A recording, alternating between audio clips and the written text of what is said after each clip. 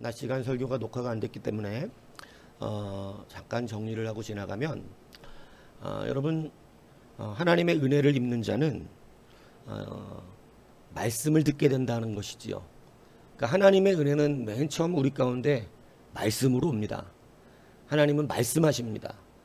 이 말씀은 때로 우리 가운데 이것이 피부에 좋은 것은 아닐 수 있습니다. 왜냐하면 하나님의 말씀이 늘 우리 가운데 올 때에 사실은 제가 철학 때 말씀드렸잖아요. 아하가 같은 사람은 하나님의 말씀을 늘 어떻게 들어버려요? 흉하게 들어요, 흉하게.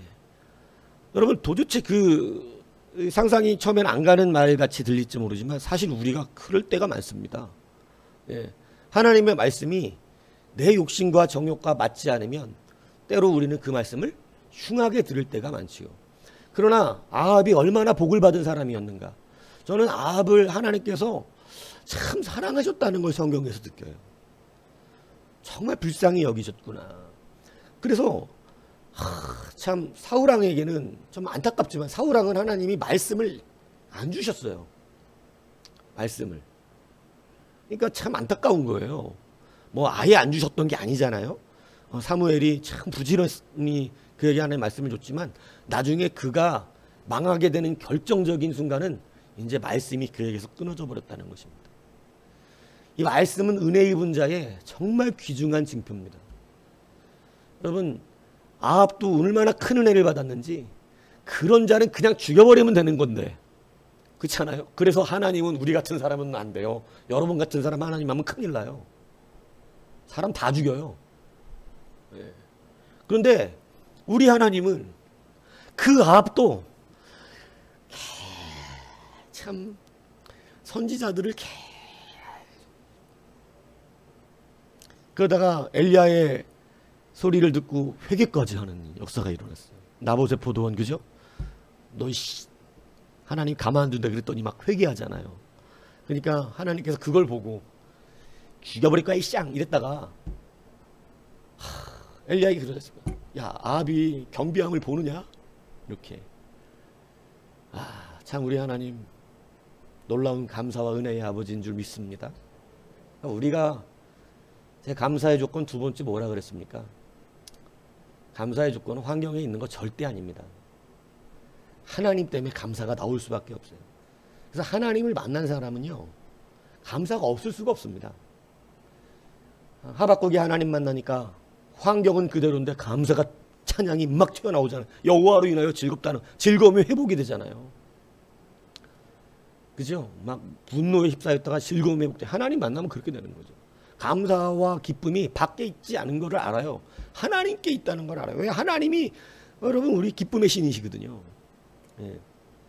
그렇기 때문에 여러분 자꾸 우리가 환경을 쫓아서 뭔가가 변화되면 즐거울 것 같죠? 아니요.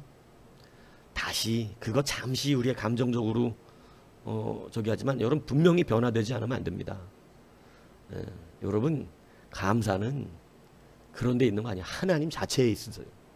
하나님 자신을 만나시면 제가 말하죠. 환경각 없이 이상한 세상이 알 수 없는 기쁨과 능력이 내게 임한다니까요. 그래서 다시 회복되는 역사가 있는 것입니다. 그런데 여러분 이렇게 말씀이 임하는 것 이것이 우리 가운데 가장 큰 은혜의 시작이라는 것이죠. 그런데 말씀이 임하면 어떻게 된다 그랬습니까? 하나님은 일을 주십니다. 여러분 이 일은 남의 일과 같이 여겨지면 어떻게 된다 그랬죠? 하기 싫습니다. 해도 억지로 하고 여러분 겨우 합니다. 예. 예배 겨우 합니다. 겨우 해요. 예. 여러분 은혜가 없죠. 아주 메말라 버려요. 누구 일처럼. 여러분 그래서 하나님은 방주를 그냥 만들으려고 그럴 때 하나님 뭐라 그러셨냐면 너는 너를 위하여. 너를 위하여. 나무도 결정해 주시고요. 별로 그렇게 어렵지 않습니다. 예. 몸이 힘들 뿐이에요. 예. 그런데 여러분 이것이 얼마나 은혜예요. 일을 맡기심이. 근데 하나님의 은혜를 입은 자는 더 이상 종으로 살지 않습니다. 자녀라 우리를 불러주셨기 때문에 기업을 이어받아요. 그래서 여러분 보세요. 내가 이어받을 기업이라고 생각한다면 그 일 어떻게 하겠습니까? 여러분, 제가 말하잖아요. 근무 시간이 따로 없다니까요. 근무 시간이 따로 없어요. 그래서 그게 내일이에요, 내일. 일 맡는다는 게 얼마나 은혜 입은 자의 표식인지 모른다. 내가 교회에서 하는 일이 없다. 이거 참 고민스러운 겁니다, 이거. 예. 하나님 우리에게 일 주세요, 일. 너 이거 한번 해보지.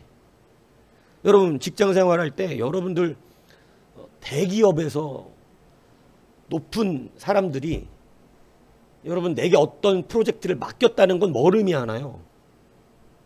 인정받았다 이겁니다. 뭔 얘기인지 이해가세요? 여러분, 그렇기 때문에 사람들은 거기에 목숨 거는 거거든요. 내게 일을 맡겼다는 것은 이거 상당한 거거든요. 여러분, 이제 이 의식이 교회 안에서 여러분들에게 실제로 생겨야 하는 것입니다. 예. 내 일과 같이 감당하는 자가 되어야 한다는 것이죠. 그래서 그 말씀을 주실 때 우리는 그것이 어떻다고요? 일을 맡는 자가 된다. 이렇게 말씀을 드렸던 것입니다. 그 다음에 뭐라 그랬어요? 우리가 하나님의 일을 하지 않는 이유. 첫 번째가 내 일이 아니라서 그랬고, 두 번째가 뭐라 그랬냐고. 네? 내가 할 수 없는 일이기 때문에. 무슨 얘기인지 아세요? 그러니까 여러분, 우리가 하나님의 일을 안 한다 그럴 때, 하나님이 내게 열 일을 맡기시는데 그 일을 처음에 안 하는 이유는 뭐냐면 이게 내 일이 아닌 거예요. 네? 근데 두 번째 안 하는 이유는 뭐라 그랬어요? 내가 도저히 할 수 없는 일처럼 느껴지기 때문이라 그랬어요. 이거 불가능한 거예요. 여러분, 방주에다가 온통 짐승을 잡아 넣는 일이 가능해요, 불가능해요? 불가능하잖아요. 저는 못하는 일이잖아요. 너 가서 애굽에서 이스라엘 백성 구해 갖고 와라. 불가능하죠. 모세가 뭘로? 군대가 있어요? 뭐가 있어요? 못해요. 그래서 안 한다는 것입니다. 근데 여러분, 동물을 하나님께서 노아에게 잡아오라 말한 것이 아니라 방주에 집어넣으라 그러신 건데, 여러분, 동물들을 누가 다 나오게 하시나요? 하나님이 다 나오게 하십니다. 내가 못하는 거 누가 하세요? 하나님이 하세요. 그래서 우리의 믿음의 한 가지의 은혜 입은 자는요, 가만히 있을 줄 안다는 거죠. 가만히 있다는 의미를 다시 말씀드렸지만 뭐 열중시하고 쉬고 있다는 말을 하는 것이 아니라, 그죠? 하나님이 하심을 믿고 진행해 나가는 걸 말하는 거예요.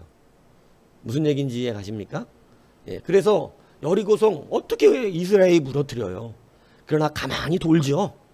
누가 하심을 믿고? 하나님입니다. 그래서 우리에게 꿈이 크다 작다는 없어요. 왜냐하면 하나님이 큰 일이 있고 작은 일이 따로 있는 만한 실력에 계신 분이 아니거든요. 하나님은 어떤 일이든 다 하세요. 예, 그래서 우리들의 꿈이 크고 작음이라는 게 없어요. 하나님 안에서는 어떤 꿈을 꾸든 누가 하시면 되니까. 하나님. 그래서 하나님은 우리 가운데 그 사람이 무엇을 가졌고 실력이 있느냐는 절대 살피실 이유가 없습니다. 어차피 그 실력 가지고는 그 꿈을 이룰 수가 없어요. 그런데 하나님이 보시는 것은 뭐냐면 가만히 있을 수 있는 믿음이 있느냐는 거예요. 이렇게 말하면 자꾸 오해하니까 다시 말하면 담장을 뛰어넘을 수 있는 믿음이 있느냐는 거예요. 내가 안고 뛰는 것을 믿느냐? 너는 어차피 뛰면 죽죠. 우리는 뛰면 죽어요. 그런데 하나님이 그 말을 바치신다고 시편이 약속하신 거거든요. 마귀가 그거 갖고 시험한 거거든요. 예수님을. 네가 담장을 뛰어넘을 수 있냐? 성벽에서 뛰어낼 수 있느냐? 근데 여러분, 하나님은 반드시 자기의 백성을 안고 뛰십니다. 적진을 돌파하는 능력, 여러분 자기들 힘으로는 안 돼요. 주님이 그들의 방패가 되어 먼저 뛰어가시기 때문에 가능한 겁니다. 한 번도 주님이 나를 앞세워 보내시는 일이 없다는 사실이죠. 항상 주님이 먼저 앞서 가신다는 거예요. 그래서 너희는 가만히 있어. 이 가만히를 여러분 믿음으로 보이셔야 합니다. 그래서 여러분, 은혜 입은 자는 하나님이 일하신다. 할렐루야. 그래서 여러분들 무슨 일이든 믿는 자에게는 능치 못할 일이 없는 것이에요. 있습니까? 그래서 그러한 은혜 입은 자가 되기를 축복합니다.